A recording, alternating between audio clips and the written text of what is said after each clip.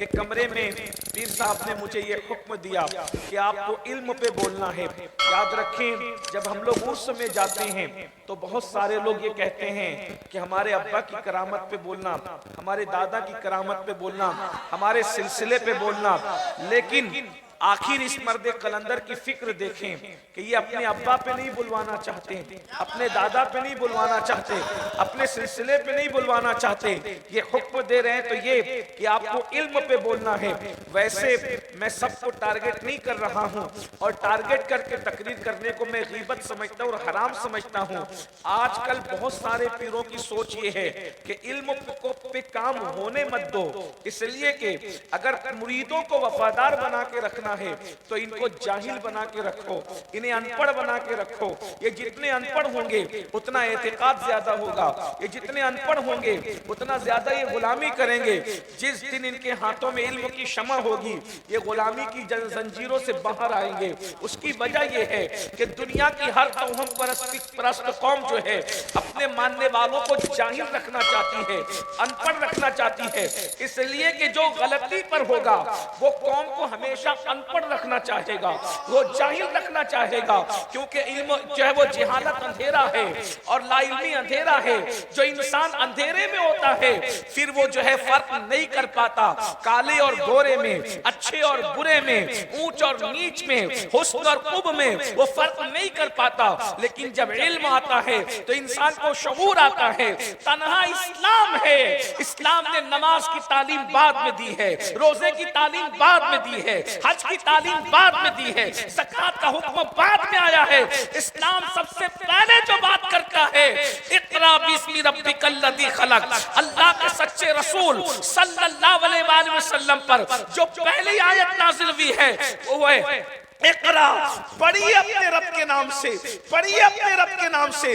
अल्लाह के रसूल सल्लल्लाहु अलैहि वसल्लम ने जो 23 साल की कलील मुद्दत में इनकलाब बपा किया था वो तालीमी इनकलाब था और खालिस इल्मी इनकलाब था। जब अल्लाह के रसूल सल्लल्लाहु अलैहि वसल्लम ने अपना तारुफ पेश किया है, हालांकि वो इतने हसीन थे कि उन जैसा हुस्न किसी के पास नहीं, उन्होंने ये नहीं कहा कि मैं हसीन बनकर आया हूँ, मैं जमील बनकर आया हूँ। उन्होंने ये नहीं कहा कि जो है वो अल्लाहु अकबर, मैं ये हूँ, मैं ये हूँ, मैं ये हूँ। हुजूर अपना तारुफ कराते रहते हैं, इन्नमा बुइस्तु मुअल्लिमा, कि मैं दुनिया में मुअल्लिम बनाकर भेजा गया हूँ, मैं टीचर बनाकर भेजा गया हूँ। और अल्लाह के रसूल सल्लल्लाहु अलैहि वसल्लम ने जब अरब की सरजमीन पर आंख खोली तो सिर्फ अल्लाहु अकबर अरब में चंद लोग लिखना और पढ़ना जानते थे और 23 साल की कलील मुद्दत में रसूलुल्लाह ने 1,40,000 लोगों के हाथ में नारे तकबीर, नारे रिसालत, फैज़ान हुजूर नय्यरे मिल्लत, उर्से मुक़द्दस जिंदाबाद। और एक बात ये भी याद रखें, लोग कहते हैं कि इस्लाम औरतों की तालीम पर पाबंदी लगाता है, ये झूठ है। इस्लाम ने कभी औरत की तालीम पे पाबंदी नहीं लगाई। आज लोग ट्रक के पीछे लिख रहे हैं, गाड़ियों के पीछे लिख रहे हैं बेटी बचाओ, बेटी पढ़ाओ। तुम्हें 1450 साल के बाद शऊर आया, बेटी बचाओ, बेटी पढ़ाओ। मेरे नबी ने 1400 साल पहले बेटी बचा कर भी बता दिया, बेटी पढ़ा कर भी। जिंदाबाद, नारे तकबीर, नारे रिसालत, अज़मते मुस्तफा, मौजज़ाते मुस्तफा। जब औरों की बेटियां शौहरों के साथ चिताओं पर जलाई जा रही थी जिंदा, जब औरों की बेटियां जिंदा दफन की जा रही थी, जब औरों की बेटियां चर्चों में सूली दी जा रही थी, चर्चों में फांसी दी जा रही थी, फादर और पॉप के हवस का निशाना बन रही थी, उस वक्त मेरे नबी ने बेटी को इतनी इज्जत अता फरमाई, इरशाद फरमाया जिसके घर में बेटी पैदा हो और वो खुशी करे, ऐसा बाप और मैं मोहम्मद जन्नत में इतने करीब होंगे जैसे ये दो उंगलियां। जिंदाबाद, जिंदाबाद, क्या कहते हैं, जिंदाबाद। नमाजी को ये बशारत नहीं दी, हाजी को ये बशारत नहीं दी, गाजी को ये बशारत नहीं दी, शहीद को ये बशारत नहीं दी। मेरे आका ने बेटी के बाप को कहा अगर देखना है तो देख लो। मेरे हुजूर ने अपने गोरे गोरे खूबसूरत हाथों को आपस में दो उंगलियों को यूं मिला करके कहा बेटी का बाप और मैं मोहम्मद जन्नत में इतने करीब होंगे जैसे ये दो उंगलियां करीब है। मगर कौन सा बाप जो बेटी को नौसत समझता है वो नहीं, जो बेटी को बेबरकती समझता है वो नहीं, जो बेटी को दूसरे नंबर का दर्जा देता है वो नहीं, जो बेटी को डांटता है वो नहीं, जो बेटी को गाली देता है वो नहीं, बल्कि आका ने फरमाया जो बेटी का हक अदा करता है वो बाप और मैं मोहम्मद रूही फिदा सल्लल्लाहु अलैहि वसल्लम इतने करीब होंगे जन्नत में जैसे ये दो उंगलियां करीब है। और हुजूर ने सिर्फ बेटी के लिए तालीम नहीं दी बल्कि बेटी की इज्जत करके बता दिया। अल्लाह अकबर। मेरे नबी ने बेटी को प्यार कितना दिया, बेटी से मोहब्बत कितनी फरमाई, बेटी की तासीर कितनी फरमाई। अल्लाह अकबर। जिब्रील क्यों खड़े हैं हुजूर के लिए, सिद्दीक क्यों खड़े हैं हुजूर के लिए, फारूक क्यों खड़े हैं हुजूर के लिए, उस्मान क्यों खड़े हुजूर के लिए, अली क्यों खड़े हुजूर के लिए, बैतुल मुकद्दस में अंबिया क्यों खड़े हैं हुजूर के लिए। लेकिन हुजूर जिसके लिए खड़े हैं उसे सैयदा फातिमा जिंदाबाद।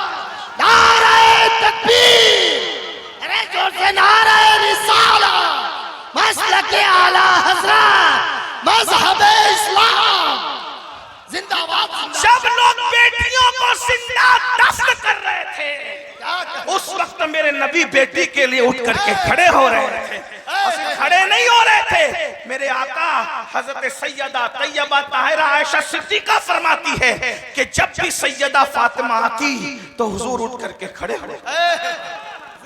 हुजूर यानी एक दो मर्तबा की बात नहीं है। झारखंड वालों, मैं इस पर आपको ये नहीं कहूंगा बोलो सुभान अल्लाह, इसलिए कि ये बात इतनी बड़ी है कि इसमें पत्थर भी सुभान अल्लाह बोले। तवज्जो फरमाएं, गौर कीजिए, एक दो मर्तबा की बात नहीं। सैयदा आयशा कहती है जब जब सैयदा फातिमा आती हैं तब तब हुजूर उठ के खड़े, तब हुजूर उठकर खड़े हो जाते हैं। और सिर्फ खड़े नहीं होते बल्कि पेशानी चूमते हैं। बेटी से मोहब्बत का सलीका सिखा रहे हैं। और तुम क्या जानो बेटी बचाना, ये ट्रक पे लिखने से कोई बेटी बचती है। अगर तुम्हें बेटियों से प्यार होता तो जो बच्चियां स्कूल में पढ़ती उस पे बमबारी न की जाती। अगर तुम्हें बेटियों से प्यार होता तो तुम बेटियों के साथ इज्तिमाई इस्मतदारी न करते, गैंग रेप न करते। अगर तुम्हें बेटियों से प्यार होता तो तुम बेटियों की आबरू से न खेलते। बेटी से प्यार इसको कहते हैं। मेरे नबी उठ करके खड़े हो जाते हैं और फिर कहते पेशानी चूम कर फिदा की उम्मी बाबी या फातिमा, फातिमा तुझ पर मेरी माँ भी कुर्बान, मेरा बाप भी कुर्बान।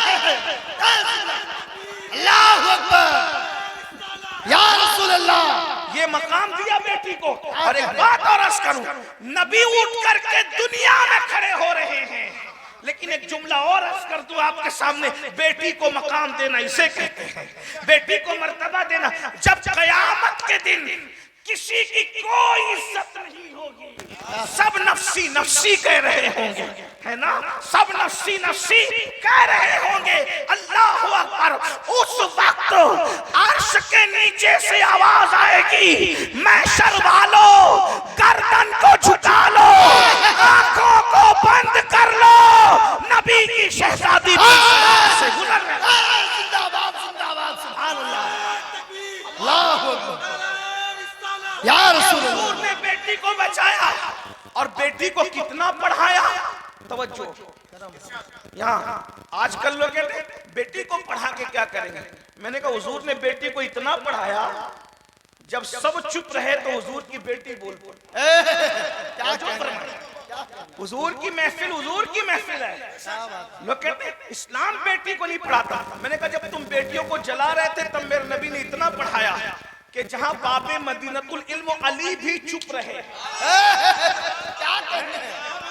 जहां अफजलुल बशर बादल अंबिया सिद्दीक अकबर भी चुप रहे, उस मसले का हल नबी की बेटी ने पेश किया। क्या कहते हैं? जरा हदीस पाक है, एक हदीस आप अक्सर सुनते रहते हैं, फातिमा तो बिदा तो मिन्नी, फातिमा मेरे जिगर का टुकड़ा। ये सुना आपने मुहर्रम शरीफ में अक्सर सुना। इसका बैकग्राउंड क्या है, इसका पस मंजर क्या है? इसलिए कि जब इंसान खुश होता है तो अपनी औलाद के लिए कहते हो मेरा लाल, और मेरा जिगर का टुकड़ा, और मेरा चांद, और मेरा प्यार, ऐसे कहते हैं कि नहीं अपना अपनी औलाद? तो ये कब होता है? जब बहुत बड़ा प्यार दिल के अंदर होता है। तो हुजूर ने ये कब कहा होगा कि फातिमा तो मेरे जिगर का टुकड़ा है? ये कब कहा? उसका बैकग्राउंड सुनिए, उसका पस मंजर सुनिए। रसूलुल्लाह की महफिल सजी है और हुजूर अपनी महफिल में एक सवाल करते हैं, औरत के लिए सबसे बेहतरीन चीज क्या है? हुजूर सवाल कर रहे हैं, हुजूर सवाल कर रही है औरत के लिए। आका का सवाल है, सवाल मेरे भाई फरिश्ते का नहीं है। जिसके सामने फरिश्ते चुप हो गए थे उसकी भी जान ने सवाल किया है। क्या कहते हैं? हजरत आदम फरिश्तों को चुप कराते हैं, और जो आदम की भी जान है मोहम्मदुर रसूलुल्लाह, ये समझने की बात है, इल्मे आदम और इल्मे मुस्तफा दोनों बराबर नहीं। हजरत आदम का सारा इल्म मुस्तफा जाने रहमत के इल्म का करोड़वां हिस्सा भी नहीं। आप क्या समझते हैं? हजरत अल्लामा शरफुद्दीन बौसीरी रहमतुल्लाह अलैह कहते हैं, फ़इन्न मिन जूदिका दुनिया व दर्रतहा, फ़इन्न मिन जूदिका दुनिया व दर्रतहा व मिन उलूमिका इल्मल लौहि वल कलमी, कि ये लौहे महफूज और कलम का इल्म नबी के इल्म का एक हिस्सा है। क्या कहते हैं? तो जब लौहे महफूज का इल्म हिस्सा है तो हजरत आदम का इल्म तो पूरे लौहे महफूज को समेटे हुए नहीं है ना? हैं? बताएं तो सही क्या फर्क है दोनों के इल्म भी सुन लो। और एक बात आगे बढ़ाने से पहले तवज्जो आपकी तवज्जो तो है ना मेरी तरफ? हाँ, तो तवज्जो है तो तवज्जो लगनी भी चाहिए। हाँ, क्योंकि आप कुछ और सुनने के आदि, अल्लामा साहब ने मुझे किसी और रास्ते पे डाला है, तो मैं आपके सामने वही बात कर रहा हूँ। अल्लाह रब्बुल इज्जत ने करोड़ों साल के इबादत करने वाले फरिश्तों पर हजरत आदम को फजीलत दी, और अल्लाह ने फरमाया इन्नी जाइलुन फिल अर्द खलीफा, मैं जमीन पर अपना खलीफा, अपना नायब बनाने वाला हूं। गौर फरमाए, मैं अपना नुमाइंदा बनाने वाला हूं, अपना खलीफा, अपना नायब, अपना नुमाइंदा बनाने वाला हूं। तो फरिश्तों ने कहा मौला उसको तू बनाएगा?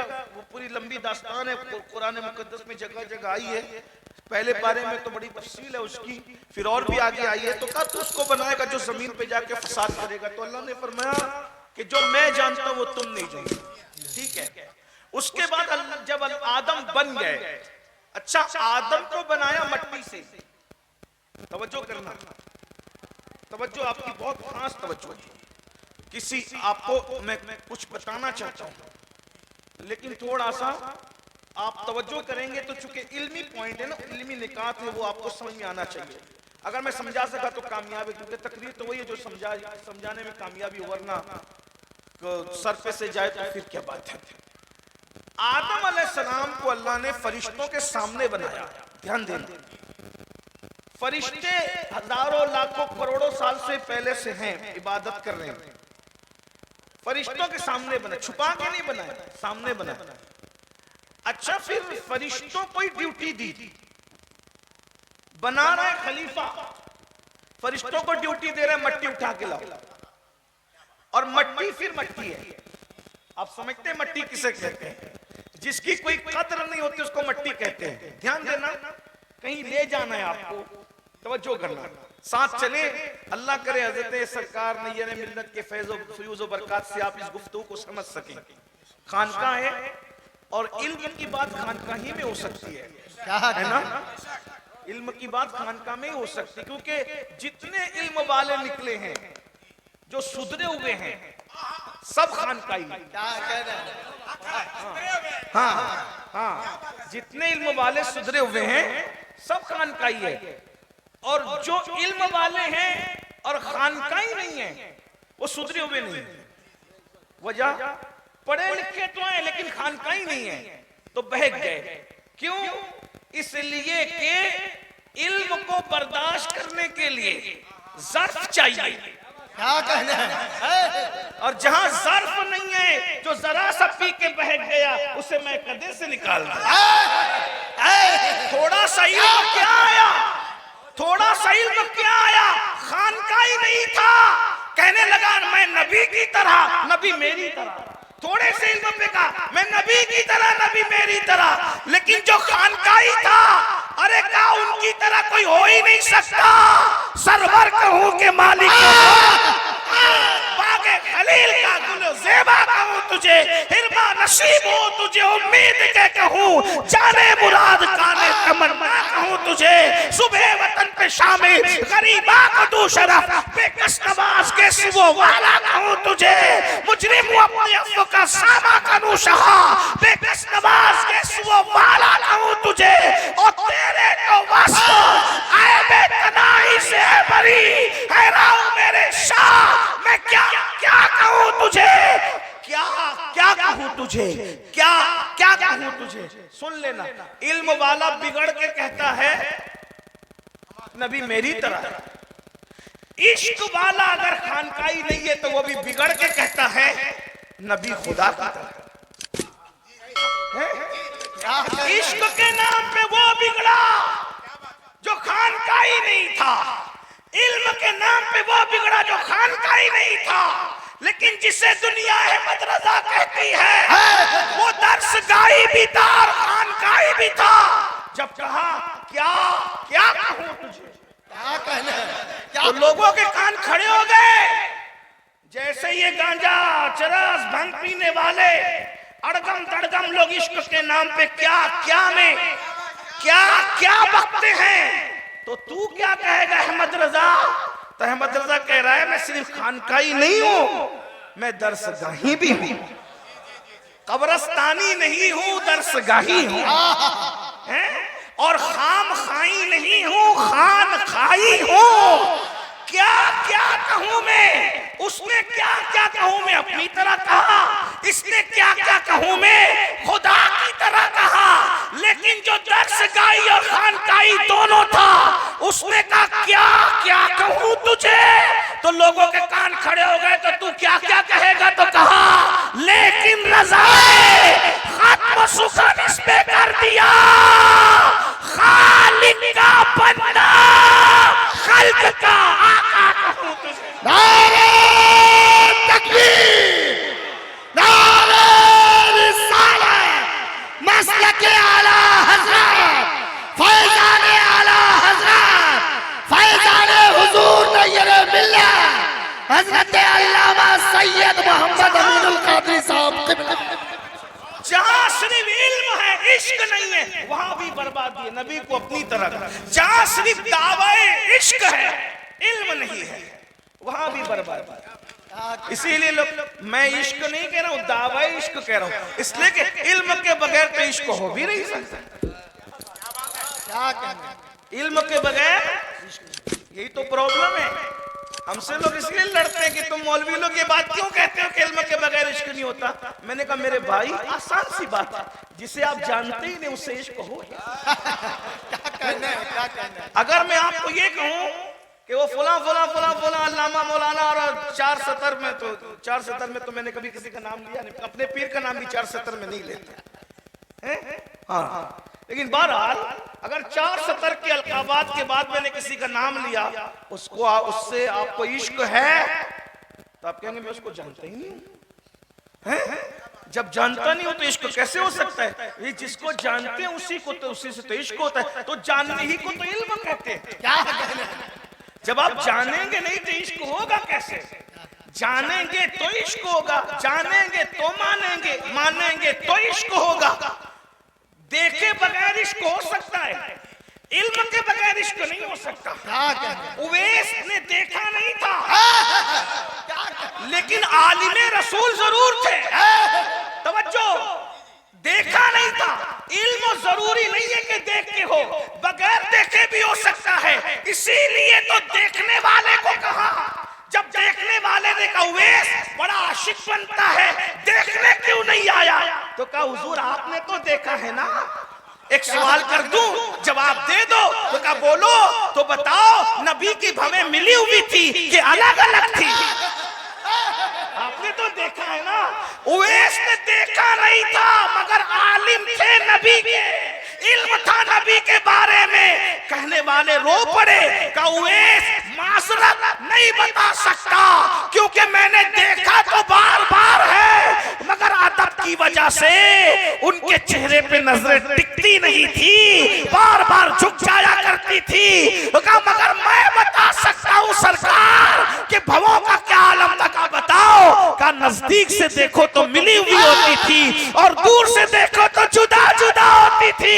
उनकी जुल्फे नहीं रहमत की घटा छाई है, उनकी जुल्फे नहीं रहमत की घटा छाई है, उनके अबरू नहीं तो किबलों की यकजाई है।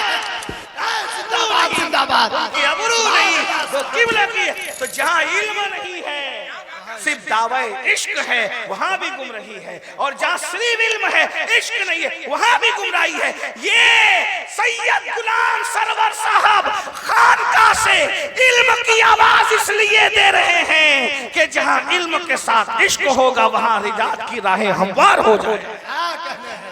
जिंदाबाद। निकल के यस कर रहा था, फरिश्तों से कहा मट्टी उठा के लाओ। फरिश्तों से कहा मट्टी उठा के लाओ। क्यों? क्योंकि बज़ाहिर कह रहा हूं, बज़ाहिर सबसे हकीर चीज मट्टी है। इतनी हकीर चीज से किसको बनाया? बोलो भाई, सर पे से जा रही है ना, जाने दीजिए। खानका में बैठे मैं तो करम गौस पाक के करम से सोचता हूं कि समझ में आ जाए। समझ रही है कि नहीं समझ रही? ये आ जाऊं अपने असली उन्वान पे, दो चार फजीलतें बयान कर देता हूं, मैं भी निकल जाता हूं। बोलो भाई आ जाओ अपने असली उन्वान पे, ये इसी पे चलने दूं। बोलो भाई यही चलना चाहिए, मुश्किल तो नहीं लग रहा है। हाँ, ये उलमा बैठे, बुजुर्ग बैठे, और अगर आपको नाराज होना है तो अल्लामा शहादत पे नाराज होना। क्यों? इसलिए कि इसरा पे उन्होंने ही डाला है। बहरहाल तवज्जो, सबसे हकीर चीज मट्टी होती है। जब किसी की हकारत बयान करनी हो तो क्या कहना होता है? वो तो मट्टी में मिल गया, उसका नाम तो मट्टी में मिल गया। जो मट्टी में मिल जाए वो बर्बाद होता है, जिसे मट्टी से बनाया जाए वो आबाद कैसे हो सकता है? क्या नुक्ता है। अरे जिंदाबाद। हाँ, घर जाके इस जुमले की अहमियत सोचना। जिन्होंने सुना, जिन्होंने समझा, उन्होंने समझ लिया। जिसको मट्टी में मिला दिया जाए वो बर्बाद होता है, जिसे मट्टी से उठाया जाए उसने कब आबाद होना। लेकिन अल्लाह की शान, मट्टी से उठाया, मट्टी से बनाया और कुछ नहीं छुपाया, सबके सामने रखा। और फिर उनके बाद सब कुछ देने के बाद करोड़ों साल के इबादत करने वालों के सामने रूह डाली। अब रूह डालने का किस्सा भी है, लेकिन उसकी तरफ नहीं जाऊंगा वरना उन्वान से हट जाऊंगा। रूह डाली, हाँ, लेकिन एक जुमले में सुन ले ताकि आपका ईमान ताजा हो जाए। हज़रत इमाम राजी लिखते हैं कि जब रूह डाली तो रूह घबरा के वापस आई कि अल्लाह इस मट्टी में अंधेरा बहुत है, मैंने नहीं रहना इसमें, मैं तो नूर की रहने वाली हूँ, मैं तो जन्नत की रहने वाली, नूर की रहने वाली तारीकी में कैसे रह सकती है? तो फिर अल्लाह रब्बुल इज्जत ने रूह जब वापस पलट कर आ गई तो पेशानी में नूरे मुहम्मदी रखा और हुजूर का नूर रख करके आदम को चमका दिया। और जब आदम चमक गए अब गई तो वापस नहीं आई। एक बात, जब तक नूरे मुस्तफा नहीं था रहना नहीं चाहती थी, जब से नूरे मुस्तफा आया अब आना नहीं चाहता। इसीलिए रूह निकलना नहीं, कोई मरना चाह रहा है, कोई मरना चाह रहा है। नूरे मुस्तफा है इसलिए रूह छोड़ के जाना नहीं चाह रही है। पहले आना नहीं चाहती थी, अब जाना नहीं चाहती है। इससे पता चला कि नूरे मुस्तफा की बरकत क्या कहने हैं। जिंदाबाद। तो फिर अल्लाह रब्बुल इज्जत ने जब रूह डाली तो सब फरिश्तों को कहा, अल्लाह ताला ने उनके आदम को इधर, फरिश्तों को इधर, और सारे सामान रखे। अशिया, सारे सामान का मतलब कुल्ला भी। अगर आप तफसीर देखें, पढ़े लिखे लोग यहाँ दरसगाह है, पढ़े लिखे लोग मौजूद है, खानका भी है, कि कुल्लहा की तफसीर देखें तो पता चलता है कि पहले दिन से जो चीज बनने वाली थी और कयामत तक जितनी चीजें बनने वाली थी अल्लाह ने वो सब रख दिया। यानी अब इसकी तशरीह मैं कर सकता हूं अपने अल्फाज में, मतलब ये कि सुई भी रखी होगी और मोबाइल भी रखा होगा और कंप्यूटर भी रखा होगा। और अभी तो मोबाइल और कंप्यूटर पे मैं रुक गया हूं, मेरे बाद पता नहीं कयामत तक कितनी इजाजत होगी, वो सब रखा। यानी आज से 1000 साल के बाद अगर कोई मुकर्रिर कुल्लहा की तफसीर करेगा तो वो अमीरुल कादरी की तरह नहीं करेगा, बल्कि वो और उन चीजों का नाम लेगा जो चीजें ईजाद हो चुकी होगी। मेरे भाई तुम इन इजादात पे घमंड कर रहे हो, आदम के सामने वो पहले रखी गई है। क्या कहना है? हाँ, मोबाइल का इल्म तुम्हारे अब्बा दादा को था नहीं था, लेकिन तुम्हारे सबसे बड़े दादा आदम को था, क्योंकि कुरान कह रहा है सुम्मा अरादहुम अलल मलाइका फक़ाल अंबिऊनी बिअस्माइ हाउला इन कुंतुम सादिकीन। अल्लाह ने सारी चीजें रख दी और सब चीजें रखने के बाद फरिश्तों को कहा तुम सच्चे हो ना इस बात में कि तू आदम को खलीफा क्यों बनाएगा, वो जमीन पे जाके फसाद करेगा, तो अब बताओ इन चीजों का नाम क्या है, बताओ इन चीजों का नाम क्या है। फरिश्तों ने क्या जवाब दिया? सुब्हानका ला इल्म लना। शरीफ थे, हैं फरिश्ते शरीफ लोग थे, मासूम लोग थे, सच्ची बात कही। सुब्हानका ला इल्म लना इल्ला मा अल्लमतना इन्नका अंतल अलीमुल हकीम। अल्लाह तू पाक है, हमें कुछ भी इल्म नहीं है मगर जितना तूने दिया है बस उतना ही है, इससे ज्यादा हमें नहीं है। फिर अल्लाह ने आदम से कहा, आदम सामने पैदा हुए, कोई छुपा ढका मामला नहीं, मट्टी से पैदा हुए। 40 दिन तक के बरसात बरसाई, 39 दिन तक 39 डेज अल्लाह ने गमों की बरसात बरसाई, एक दिन खुशी की बरसात बरसाई। इसीलिए इंसान गमगीन ज्यादा रहता है, खुश कम रहता है, क्योंकि बरसात 39 दिन तक आप पर गम की हुई है। और एक बात याद रखना, आदमी खुशी में खुश रहे तो क्या खुशी है, आदमी तो गमों में खुश रहना सीखे, इसका मजा ही कुछ और है। हाँ, बेटे की शादी के मौके पे मुस्कुराना सबको आता है, अली अकबर का लाशा उठा के जिसने मुस्कुराया है उससे सीखो कि गमों में मुस्कुराना। जिंदाबाद जिंदाबाद। क्या कहना है? आप खुशी के मुतलाशी क्यों हो? 39 दिन तक तो तुम पे गम की बरसात हुई, गमों में रहना, गमों में मुस्कुराना, ये मर्दों का काम है। यहाँ एक बात कहूं, इस फलसफे को बहादुर शाह जफर ने बहुत अच्छे से बयान किया। बहादुर शाह जफर कहते हैं आंधियां गम की चलेंगी तो संवर जाऊं।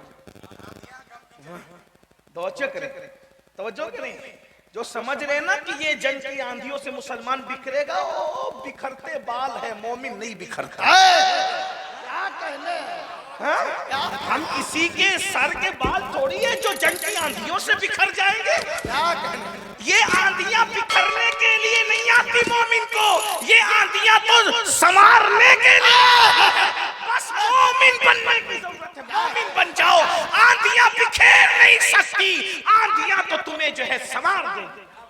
बहादुर शाह जफर कह रहा है, तुम्हें क्या खबर, तुम तो बादशाहों को गालियां देते हो क्योंकि तुमने तारीख औरों की पढ़ी, अगर अपने बुजुर्गों की पढ़ेगी तो पता चलेगा जिसे बहादुर शाह जफर कहते वो तहज्जुद गुजार था, जिसे शाहजहां कहते वो भी तहज्जुद गुजार था, जिसे औरंगजेब कहते वो तो वक्त का मुजद्दिद था। क्या कहना है? बादशाह लोग ये सब पढ़े लिखे लोग थे।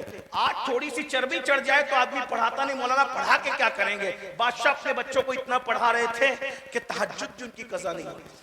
बादशाह अपने बच्चों को इतना पढ़ा रहे थे, जहां वक्त के मौलवी चुप रहते थे बादशाहों के बच्चे बोल रहे थे। ये उन्वान में वक्त रहा तो मैं आगे अर्ज करूंगा, टाइम में गुंजाइश रहे तो मैं जल्दी जल्दी से तमहीद आपके सामने पेश कर रहा हूं। तो क्या हुआ? अल्लाह अकबर, अल्लाह ने हजरते आदम के सामने चीजें रखी, वो आंधियां गम की चलेगी तो संवर जाऊंगा, तेरी जुल्फे नहीं हूं कि मैं बिखर जाऊंगा, तेरी जुल्फे नहीं हूं कि मैं। और फिक्र देखे, बादशाह की फिक्र देखे, कहते मुझको सूली पे चढ़ाने की जरूरत क्या है, मुझको सूली पे चढ़ाने की जरूरत क्या है, मेरे हाथों से कलम छीन लो मर जाऊंगा। क्या कहना है? बहादुर शाह जफर कह रहा है, यानी आजकल के मालदारों की फिक्र है जिना का अड्डा, शराब का अड्डा, लेकिन हिंदुस्तान के बादशाह की फिक्र ये है जिंदा वही है जिसके हाथ में कलम है, जो कलम थामना नहीं जानता उसमें और मुर्दे में कोई फर्क नहीं। क्या कहने? मुर्दा कौमों की निशानी यही है कि ना वो लिखना जानते हैं ना वो पढ़ना जानते हैं। जिंदा कौमों की निशानी है कि वो लिखना भी जानते हैं, वो पढ़ना भी जानते हैं। जफर कह रहा है, बहादुर शाह जफर, कि मुझको सूली पे चढ़ाने की जरूरत क्या है, मेरे हाथों से कलम छीन लो मर जाऊंगा। और फिर कहते तुझसे बिछड़ा तो न ये पूछ किधर जाऊंगा, तुझसे बिछड़ा तो ये ना पूछ किधर जाऊंगा। ओ मैं तो दरिया हूँ समुंदर में उतर जाऊंगा, मैं तो दरिया हूँ समुंदर में उतर जाऊंगा। मैं जफर हूँ मुझे कोई मिटा सकता ही नहीं, मैं जफर हूँ मुझे कोई मिटा सकता ही नहीं। मैं तो शायर हूँ किताबों में बिखर जाऊंगा, मैं तो शायर हूँ किताबों में बिखर जाऊंगा। ये बादशाहों की फिक्र थी। बहरहाल हजरत आदम अलैहिस्सलाम को अल्लाह ने कहा अब आप बताएं, अब आप बता दो। तो हजरत आदम अलैहिस्सलाम ने उन चीजों के नाम भी बताए और उनके इस्तेमाल भी बताए। क्या कहने? तवज्जो, अल्लाह ने क्या पूछा था? सिर्फ नाम पूछा था। अल्लाह आदम ने नाम भी बताए और काम भी। तो फरिश्ते मट्टी के उस इंसान के इल्म के सामने मुतासिर हुए। बस यही लाना था आपको, फरिश्तों के सामने मट्टी से बनाया, लेकिन इल्म दिया और फरिश्तों के सामने इजहार इल्म हुआ। तवज्जो, तो नूर के बने हुए फरिश्ते मट्टी से बने हुए इंसान के इल्म से मुतासिर हुए। तब अल्लाह ने कहा उसजुदु ली आदम, झुको आदम के सामने ताज़ीम से। सब झुक गए, सब झुक गए, एक नहीं झुका, उसका किस्सा अलग है, उसको अभी छेड़ना नहीं चाहता। तवज्जो, सब झुक गए। अल्लाह पहले दिन बता रहा है अगर मट्टी में भी मिले रहोगे तो दुनिया तुम्हारे सामने झुकेगी। क्या कहने? ये फलसफा इल्म है। अगर तुम मट्टी में भी झुकोगे, मट्टी में भी मिले रहोगे, मट्टी में भी पड़े रहोगे, दुनिया तुम्हारे सामने झुकेगी। इतनी सी बात है कि तुम उनसे बढ़कर इल्म वाले बनो।